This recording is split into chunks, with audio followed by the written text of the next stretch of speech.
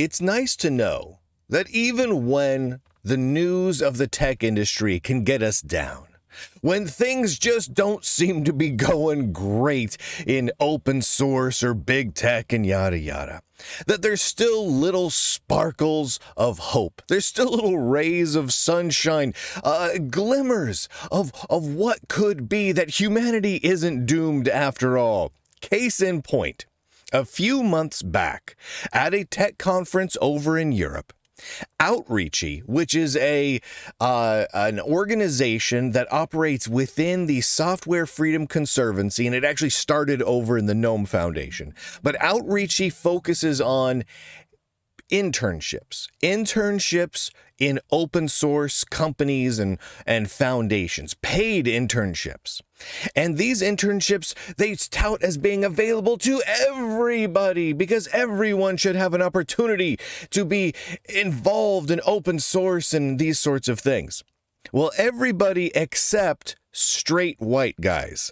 Right? They have a list on Outreachy's website of everyone who is invited to apply for their internships. And it is a big list.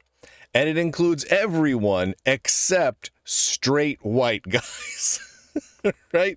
I'm not 100% certain how they've managed to get away with it because it's clearly illegal. It is clearly violating federal laws, but especially nowadays. But putting that aside for a little bit, the truly great thing is that one of the organizers of Outreachy gave this presentation at this tech conference about 3 months back in March, I believe. And nobody showed up. Okay, technically some people did. If you're watching the video version, you see the an actual screen grab of the video of the room where they were holding the conference, and it is just a bunch of empty chairs with 1, 2, 3, 4, 5, 6 people sitting up near the front, and all the other chairs are just empty. It is glorious. And this particular conference and speaking engagement was sponsored by, oh, hold on, let me pull this up here. Let me make sure I've got this. It was sponsored by Google, the Linux Foundation, and Mercedes-Benz. Yeah, that's right. Mercedes got together with Google and the Linux Foundation to make this presentation happen. And this presentation was all about how they work really hard on their, DEI, diversity and inclusive internship programs, and how they I don't know how they make it all happen, I suppose. And they couldn't get anyone interested. So 6 total people went into this room to do it, and they're just sitting there, and you only see the backs of their heads, but you can see the life force draining out of their bodies as they're watching. The speaker at the front of the room, who is, I don't know if you can see it, but wearing a face mask while giving a presentation. So I don't know what that tells you. But here's what's crazy about this.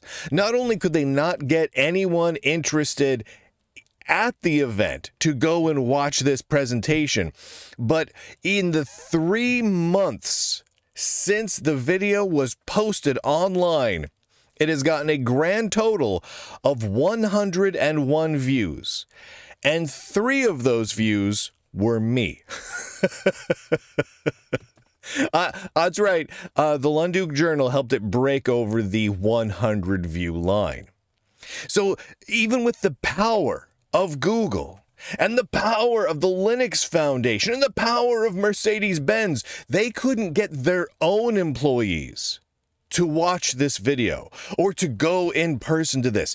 They were so phenomenally not interested in diversity, equity, and inclusion and everything around it that their own employers could not twist their arms hard enough to force them to even sit through a video long enough for YouTube to catalog it as a view, which isn't even that long, however many seconds or whatever it actually takes for it to count as a view.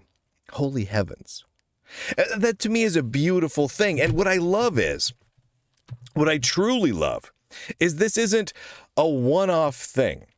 Last year, actually right around this time, Fedora Linux, which is owned and operated by Red Hat, held a diversity event, right? This big week-long diversity event. It was their week of diversity, and they promoted the heck out of it across all their social media, internal emails galore. It was a nonstop PR blitz. Fedora and Red Hat promoted this diversity event almost more than they promoted their releases of software. It was off the charts, and they had a hard time getting 44 people to show up to their online streamed event.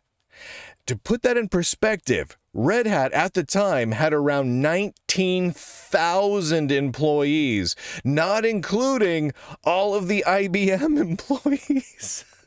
So just Red Hat, 19,000 employees. They struggled to get 44 employees to show up. Do I have a screenshot of this? Oh gosh, there we go. Yes, they managed to get 44 views. That was the best thing that they had. 44 friggin' views. They had this moment, and I gotta relay this because this is fantastic. They had a moment during one of their presentations, which I watched these. So again, there was 44 people. I was at least one or two of those. I'm taking one for the team here, guys. I actually watch all this stuff. So they had a presentation by two people who were Red Hat employees, in a Red Hat conference room, giving this presentation about diversity, equity, inclusion. It was entitled Integrating DEI Values into Business Strategies and Driving Values, which is a really stupid and monotonous and repetitive name for a title or for a presentation, but they gave it. The presentation was dull, uninteresting, and it was as DEI and woke as you can imagine. At the end, they got to their Q&A, right? They got to their question and answer segment, and they sat there for minutes. Anybody have any questions? Any questions? Okay, we'll wait. We'll wait and see if anyone has any questions. Just sat there for minutes. It was excruciating. I don't think anyone ever showed up. That was that was it. No one ever came. And it was absolutely baffling to me how these corporations who seem like they were putting so much effort into their DEI initiatives, into their woke policies, they couldn't get their own employees to show up. Not even the employees that seem like they might care about that stuff. No, they couldn't be forced to show up to these things. That's how little anyone cares about any of the DEI stuff that's happening in big tech and in open source. The people, the average person, just wants nothing to do with this. They don't show up to the room. And look at this picture. For those of you listening to the audio podcast, imagine the most depressing room and sea of empty chairs you can imagine. That's what's going on right there. They couldn't get anyone to show up. They couldn't get anyone to watch the video afterwards, and on and on and on. Just no one cared. For comparison, I randomly took this little screen grab, threw it up on X, and some hours later, 3,000 some odd people had seen it. So it's 30 times the exposure that the Outreachy DEI presentation got over the course of 3 months. I managed to give them in minutes or hours or whatever on one random platform. And again, that's not because my audience is so huge. That's just it was more interesting to look at how empty the room was than to actually hear the words of the presentation. And to me, all of that is extremely, extremely uplifting. That bodes really well for our future when we might actually have a future where the people that are pushing these DEI policies just can't even fake it anymore. They can't even fake it that people are interested, and it's one thing after another. And the fact that people at Fedora and Red Hat, which are some of the most DEI focused organizations in big tech and open source, they can't even fake it. Not even 44 total people. 44, not even 44, because some of them were me, but 44 or less people were willing to show up out of their 19,000 employees. What's the percentage there? That's not a big fraction of their employee base that were willing to actually watch those videos. Oh, it's glorious. It's truly glorious. I just had to share this good news with all of you because, again, it's nice to see the good news. It's nice to see some sanity. And to be honest, it's nice to see when the insanity is being spread, when the weird, exclusionary, divisive, discriminatory DEI policies are being actively promoted by these organizations like Outreachy and Fedora and others, that people just are not. They're not showing up for that. They're not interested. They're not going to put their butts in the seat for that sort of garbage. So awesome. Absolutely awesome. Thank you to the Lunduke Journal subscribers for making it possible for me to do this work. Well, I say thank you, but because of the work I've elected to do, I have to actually watch all this stuff. I mean, it's hours and hours of DEI presentations, and oh my heavens, it sucks the soul out of your body, just right through your ears and nose, and it just you can watch as your happy life force escapes you.